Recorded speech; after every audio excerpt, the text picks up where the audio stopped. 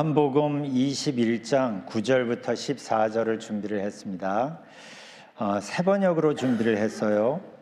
띄워주십시오. 우리 함께 읽겠습니다.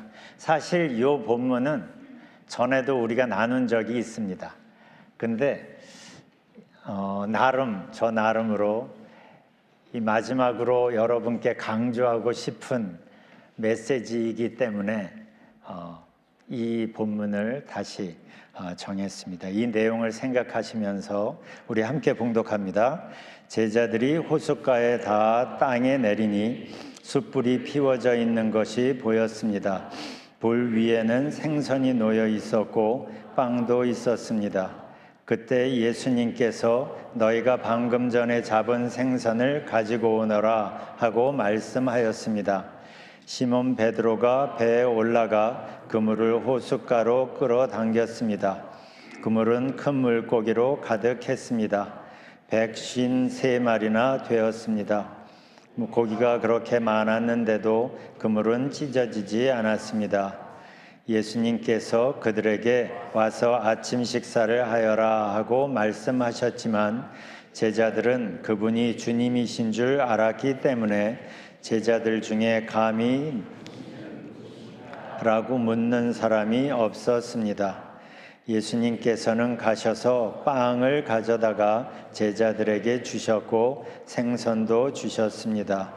이것은 예수님께서 죽은 자 가운데서 살아나신 후 그의 제자들에게 세 번째 나타나신 것이었습니다. 아멘. 우리 복음성가 찬양 중에 마음이 상한 자를 고치시는 주님이라는 찬양 있잖아요.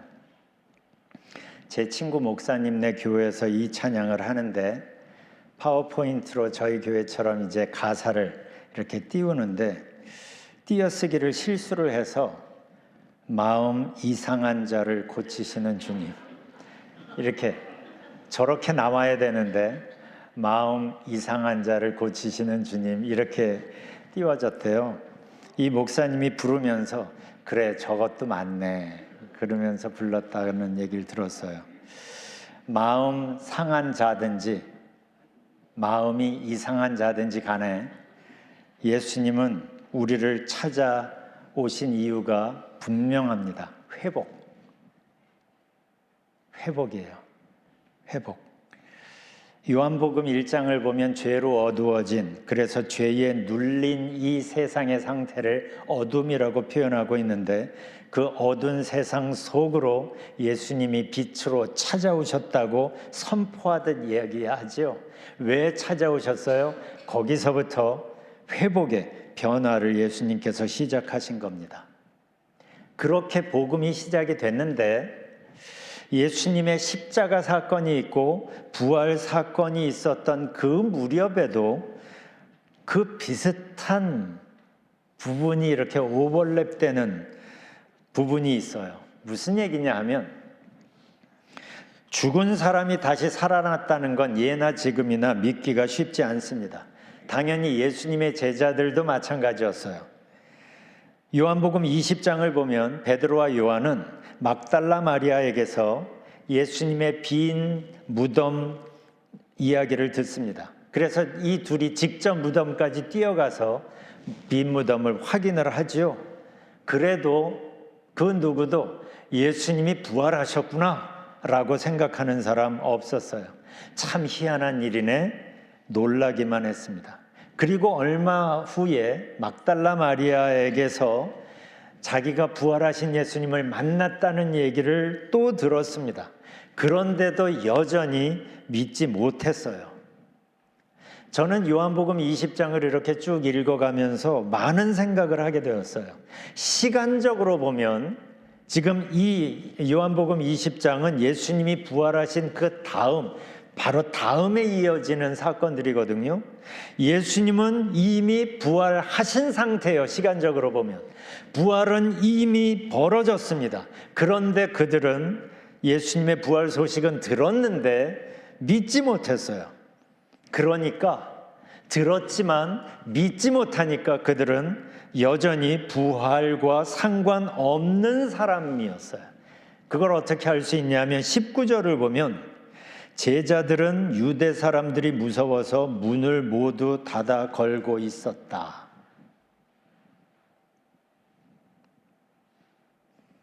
무서움이 제자들의 마음속에 짓누르고 있었던 거죠.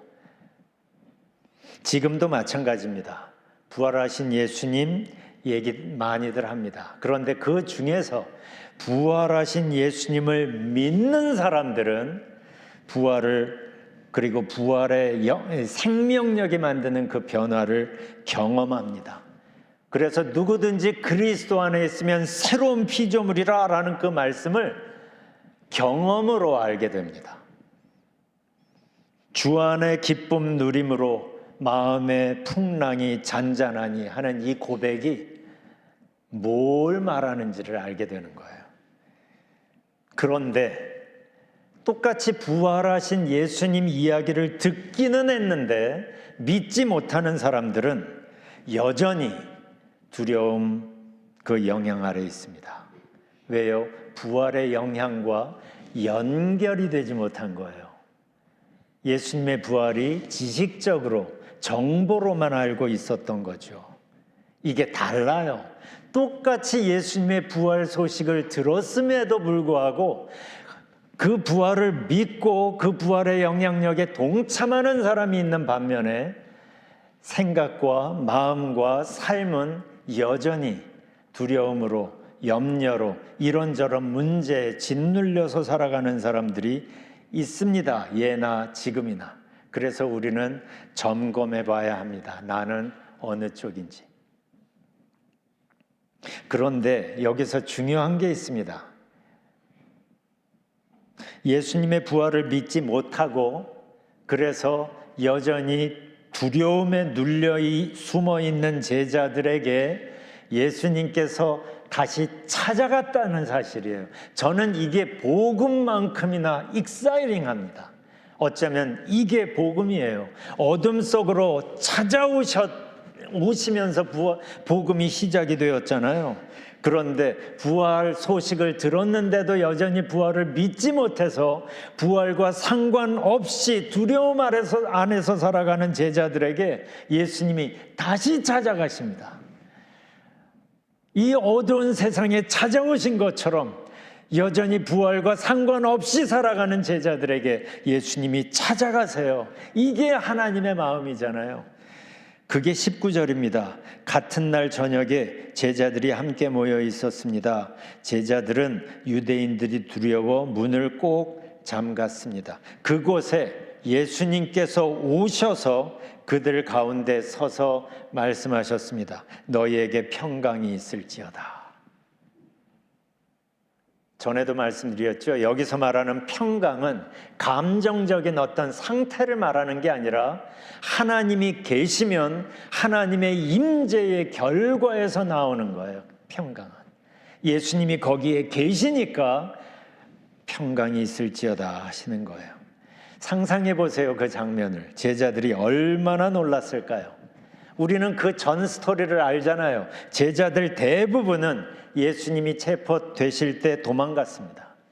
베드로는 좀 나서 예수님이 체포당할 때 그래도 쫓아가서 예수님이 신문 받으실 때 근처에는 있었지만 저 예수 모르는 사람이라고 3번이나 부인하잖아요. 그런 제자들이 지금 모여 있습니다. 그런데 그들에게 예수님께서 찾아가십니다. 예수님을 보고 어땠을까요? 그들 마음이 놀랍고 반갑고 그렇지만 부끄럽고 당황스러웠을 겁니다. 그리고 나서 21장을 보면 배경이 달라집니다. 갈릴리로 바뀌어요. 베드로가 나 물고기 잡으러 갈래 합니다. 다른 제자들이 나도 그러면서 따라갔습니다. 그런데 예수님이 다시 그 바닷가까지 찾아가십니다. 처음에 제자들은 예수님을 알아보지 못합니다. 예수님이 먼저 말을 건네십니다. 뭘 좀 잡았소? 그러면서 배 오른쪽으로 그물 좀 던져보지. 그물이 묵직했어요. 찢어질 정도였어요. 놀랐을 겁니다. 밤새 허탕친 자리였거든요. 그때 요한이 말합니다. 주님이시다. 이 말을 듣고 베드로가 먼저 얼른 바다로 뛰어내려서 예수님께로 옵니다. 와 보니까 숯불이 피워져 있고 그 위에 생선과 빵이 익어가고 있었습니다. 예수님은 아무렇지도 않게 말을 건네십니다. 지금 잡은 것도 좀 가져오지 그래. 이 장면을 전에도 우리가 한번 살펴본 적이 있습니다. 왜냐하면 이 나누는 대화 가운데 예수님이 색다른 단어를 사용하고 계시기 때문이에요. 이게 그리스어 원어로 보면 더 분명합니다. 6절을 보면 제자들이 잡은 물고기를 쓸 때 익투스라는 단어를 씁니다. 그래서 6절을 보면 그물을 던지니 고기, 익투스가 너무 많이 걸려서 그물을 끌어올릴 수가 없었다 합니다. 8절에도 보면 나머지 제자들은 고기, 익투스 같은 그물을 끌면서 해안으로 나왔다 그랬어요. 그런데 예수님은 그 물고기를 가리킬 때 익투스가 아닌 옵사리온이라는 단어를 쓰고 계시는 거예요. 익투스는 훨씬 더 보편적인 많이 쓰는 단어인데 예수님은 그 단어가 아니라 옵사리온을 쓰고 계신 거예요. 그래서 9절을 보면 그들이 땅에 올라와서 보니 숯불을 피워 놓았는데 그 위에 생선 옵사리온이 놓여 있고 빵도 있었다. 13절을 봐도 예수께서 가까이 오셔서 빵을 집어서 그들에게 주시고 이와 같이 생선 옵사리온도 주셨다. 그래서 개역성경이나 새번역이나 쉬운 성경을 보면 번역을 할 때 이게 원어로 다른 단어가 쓰여져 있으니까 의식해서 이 두 단어를 다르게 번역을 합니다. 그래서 익투스는 고기, 물고기로 번역하고 옵사리온은 생선으로 번역합니다. 원어로 다른 단어가 쓰였다는 걸 반영한 번역이죠. 그렇다면 중요한 게 이 두 단어가 어떻게 다른가예요. 익투스는 좀 전에도 말씀드린 것처럼 일반적인 보통의 물고기를 말합니다. 반면에 옵사리온은 특별히 준비된 물고기를 말해요. A fish specially prepared. 그냥 보통 물고기가 아니라 특별히 준비된 물고기가 옵사리온입니다. 그렇다면 예수님은 왜 보통의 물고기가 아닌 특별히 준비된 물고기라는 뜻의 옵사리온이라는 단어를 쓰셨을까? 그 앞뒤 문맥, 그 정황을 살펴보면 예수님의 의도를 우리가 짐작할 수 있습니다. 예수님은 지금 부활 후에 날씨도 좋고 기분 좋은데 바닷가로 피크닉 나오신 게 아니에요. 당연히 예수님의 관심은 생선에 있지 않아요. 예수님의 관심은 온통 제자들에게 있었어요. 그래서 다락방에도 찾아가신 거고, 그래서 갈릴리 바닷가에도 지금 찾아오신 겁니다. 왜 찾아오셨을까요? 그 이유는 분명하죠. 회복시키시려고. 그들을 회복시키시려고. 왜냐하면 그 제자들은 자기들의 실수가 있잖아요.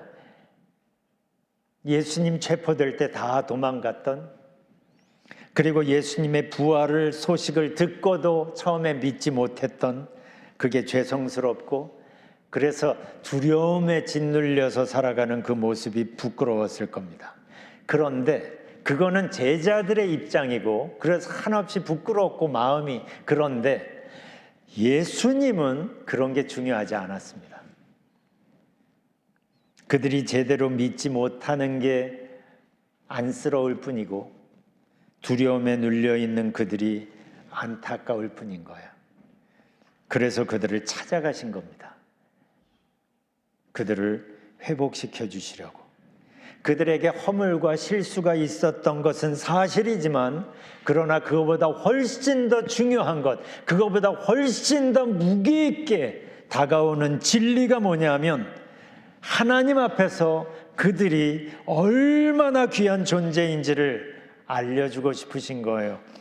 지금 당장은 두려움에 눌려있고 제대로 풍성한 삶을 누리지 못하고 있는 그들이지만 그러나 그들이 하나님 안에 있을 때 힘있고 멋지게 살 수 있는 인생이 있다는 걸 알려주고 그러한 인생을 살 수 있도록 해주고 싶으신 겁니다. 그래서 그 아침에 그 바닷가까지 그들을 찾아가신 거예요. 그래서 예수님은 특별히 준비된 물고기를 의미하는 옵사리온이라는 단어를 사용해서 그 상황 속에서 이렇게 말씀하고 계시는 거죠. 너희는 먹고 사는 것에 온통 신경 쓰는 보통 사람들, 더 이상 그런 보통 사람들 중에 하나가 아니란다. 왜냐하면 하나님의 사랑을 받는 하나님의 자녀들이기 때문이지. 이제는 특별히 준비된 삶, 좀 더 큰 의미와 좀 더 큰 가치를 위해 살아가는 새로운 삶을 나와 함께 시작하지 않을래? 이렇게 그들에게 제안하고 그들을 당신 안에 있는 부활의 생명력으로 부르고 계시는 거예요. 아마 베드로는 예수님이 피워놓으신 그 숯불을 보면서 떠오르는 장면이 있었을 겁니다. 불과 며칠 전이에요. 얼떨결에 예수님을 부인했던 자리가 그 비슷한 불가였거든요. 그때는 몸 좀 녹이겠다고 불가에 있다가 자기도 모르게 그런 예수님을 부인하고 말았습니다. 그런데 지금 예수님은 그 비슷한 불가 앞으로 베드로를 부르고 계시는 거예요. 왜일까요?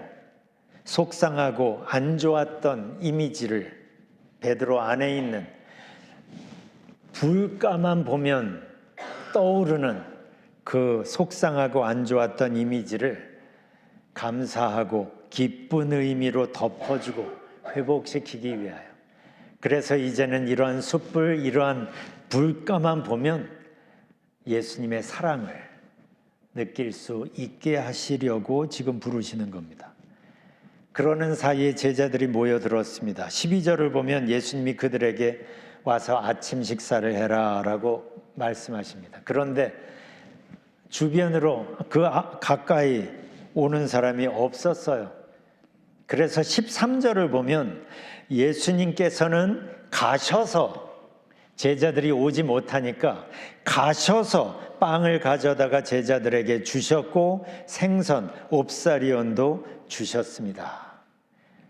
그러한 예수님의 행동 속에는 이러한 의미가 있는 거죠. 너희의 지난 실수와 허물과 죄는 내가 십자가에서 다 그 값을 치렀단다. 그러니 더 이상 잘못된 과거에 매여 살지 말아라.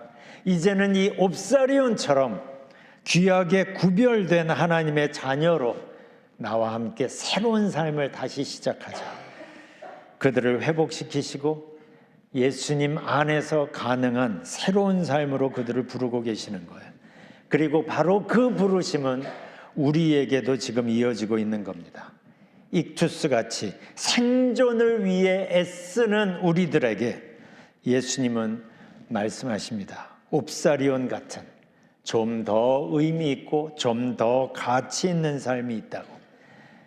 이제는 생존을 위하여 버둥거리는 삶이 아니라 하나님의 사랑과 평안과 기쁨을 먼저 누리고 내가 누린 그 기쁨을, 내가 누린 그 부활의 생명력을, 내가 누린 그 하나님의 사랑을 주변 사람들과 나누는 삶을 시작해 보자는 거죠. 예수님 안에서 죄가 해결이 되고 그래서 예수님과 함께 하면서 예수님과 연결되어 부활의 생명력을 공급받으며 사는 존재, 이게 예수님 안에서 우리가 갖게 된 새로운 정체성, 아이덴티티입니다. 여러분이 누구예요? 여러분이 내가 누구냐를 말할 때 여러분에게 가장 중요한 것은 더 이상 학력도 아니고 직장도 아니고 인컴도 아니고 나를 위하여 예수님이 십자가를 지셨다는 사실과 나를 위하여 예수님이 부활하셨다는 사실과 또한 부활의 생명력을 가지고 나에게 찾아오셔서 나와 함께하고 계신다는, 그래서 부활의 예수님과 함께 연결되어 동행하는 나라는 게 예수님을 믿는 우리들의 정체성인 거예요.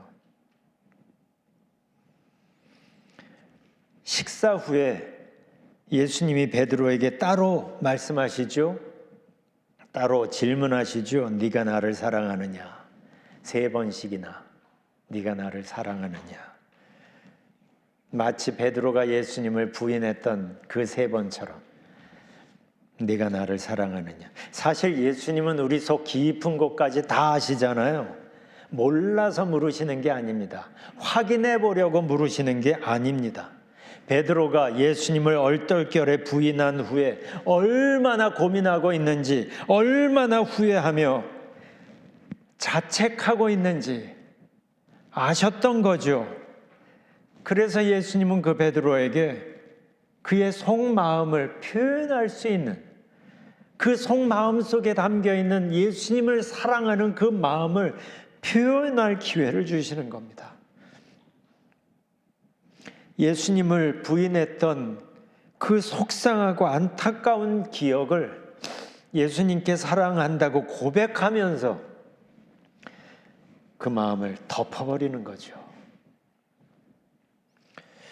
그래서 더 이상 과거에 매여 있지 않고 과거에 매여 있는 줄을 끊고 그를 온전히 회복시키시려는 거예요. 예수님은 우리 모든 사람들의 과거, 실수, 허물 다 아십니다. 그런데도 불구하고 끈질기게 우리를 찾아오셔서 우리의 마음을 두드리시지요. 볼지어다 내가 문 밖에 서서 두드리노니 하시면서 왜 그렇게 포기하지 않고 우리를 찾아오셔서 문을 두드리고 계시는 걸까요? 회복시켜 주시고 싶으셔서요. 이게 바로 하나님의 헤세드 사랑입니다. 끊어지지 않는, 포기하지 않는, 찾을 때까지 찾으시는.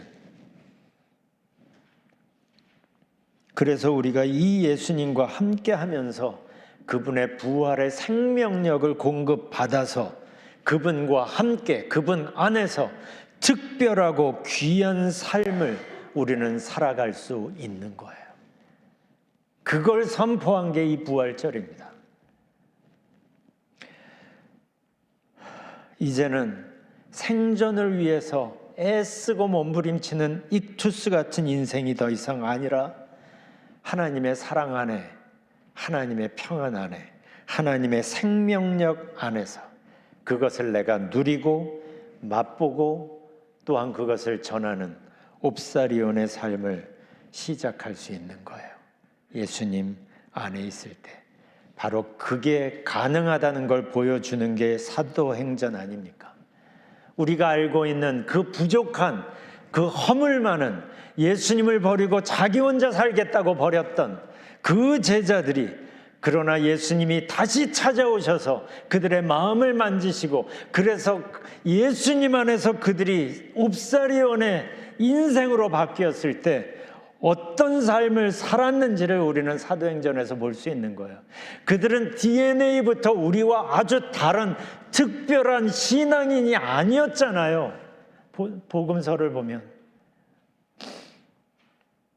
그런데 그들이 부활의 생명력을 예수님을 믿음으로 연결되고 나니까 또 그 과정을 성령 하나님께서 도와주시니까 그들이 바뀐 거죠.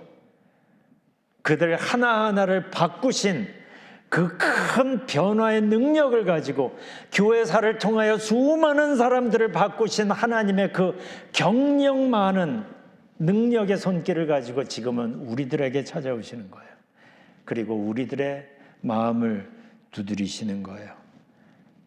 제자들은 이 예수님을 만나고 예수님과 함께 어디에 가서든 하나님의 사랑을 전했고 그렇게 하나님의 평화와 사랑은 그들의 삶을 통하여 퍼져나갔습니다.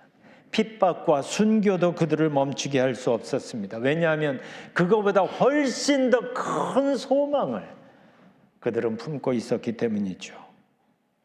중요한 것은 실패하고 좌절했던 제자들에게 예수님이 다시 찾아가신 것처럼 그래서 그들을 회복시키시고 그들로 하여금 옵사리온의 삶을 살게 하신 것처럼 바로 그 예수님이 지금 우리와 함께 하신다는 거죠. 임마누엘을 선포하면서 그분 앞에서는 지금까지 내가 어떤 삶을 살았는지, 어떻게 살았는지는 더 이상 중요하지 않습니다.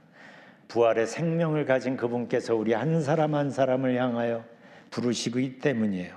내 안에 머물러 있어라. 내 안에 거하라. 왜냐하면 예수님 안에 회복이 있고 예수님 안에 진정한 쉼이 있기 때문입니다. 예수님 안에 변화가 있고 예수님 안에 새로운 시작이 있기 때문이에요. 그래서 바울은 이렇게 말합니다. 고린도후서 5장 17절 같이 읽어볼까요? 시작. 누구든지 그리스도 안에 있으면 그는 새로운 피조물입니다. 옛것은 새 것이 되었습니다. 누구든지가 중요해요. 교회 다닌 지 10년 이상 이런 게 아니에요. 성경 통독 3회 이상 이런 것도 없어요. 누구든지예요. 누구든지 그리스도 안에 있으면 그는 새로운 피조물입니다. 옛것은 지나갔습니다. 보십시오. 새 것이 되었습니다. 여기서 한번 점검해 봅시다. 나는 부활에 대하여 그냥 알고만 있는 사람인가? 아니면 예수님의 부활의 영향력을 누리며 사는 사람인가? 나는 예수님 안에 있나? 아니면 여전히 예수님 주변을 맴돌고만 있나? 예수님은 지금도 우리 마음을 두드리십니다. 그래서 그분은 지금도 마음이 상한 자도 고치시고 마음 이상한 자도 고치시고 다 고쳐요. 걱정하지 마세요. 여러분의 지금 상태, 여러분의 상처, 여러분의 과거, 그것은 더 이상은 예수님 앞에서 중요하지 않습니다. 예수님 안에 있는 게 중요합니다. 아까 우리 찬양팀이 불렀던 찬송 마지막으로 같이 불렀으면 좋겠어요. 아바 아버지. 아까는 악보를 띄웠지만 지금은 가사를 띄웁니다. 이 가사를 내 마음속에 품고 우리의 고백으로 불렀으면 좋겠어요.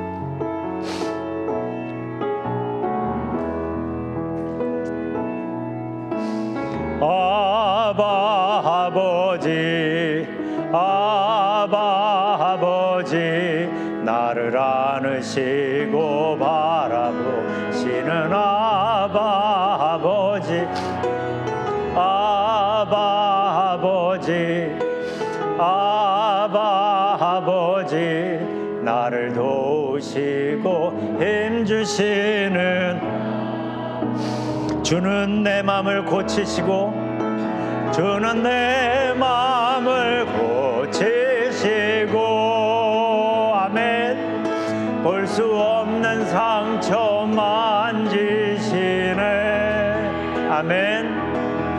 나를 아시고 나를 이해하시네. 내 영혼 새롭게 새. 다시 한번 불러보죠. 아바 아버지, 아바 아버지, 아바 아버지, 나를 안으시고 아바 아버지, 아바 아버지, 아바 아버지, 나를 도우시고 힘주시는 아버지 아멘. 주는 내 마음을 고치시고 볼 수 없는 상처 만지시네. 나를 아시고 나를 이해하시네. 내 영혼 새롭게 세우시. 이 시간 우리 잠깐 기도하는 시간을 갖겠습니다. 십자가 앞에 부활하신 예수님 앞에 여러분의 마음을 다 열어놓으십시오. 내 안에 거하라 부르고 계십니다. 기도하겠습니다.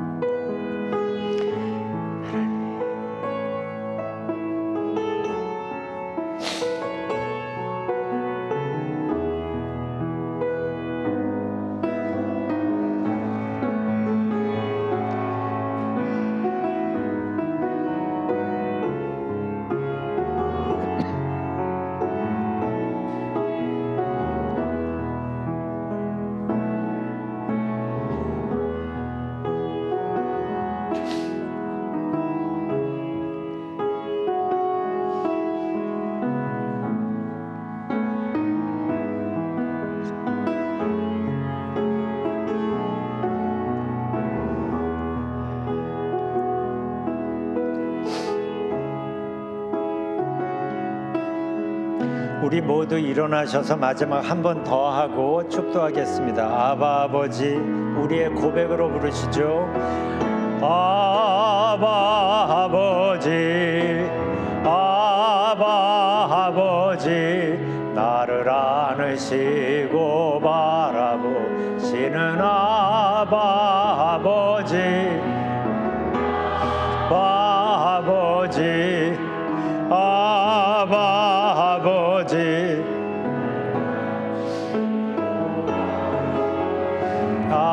아버지, 주는 내 마음을 고치시고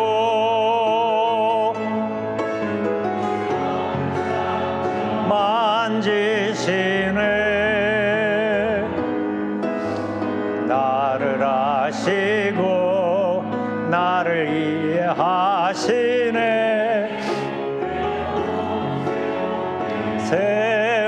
세우시네. 축도합니다.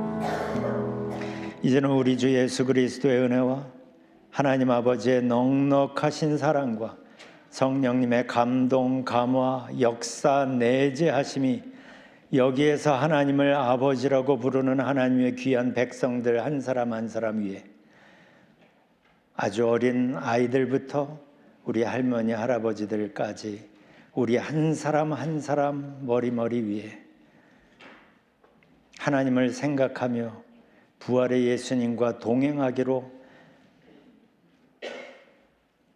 결정하고 선포하고 주님과 동행하기를 시작하는 하나님의 귀한 백성들 머리 위에 이제부터 영원까지 함께 하시기를 주 예수 그리스도의 이름으로 축원하옵나이다.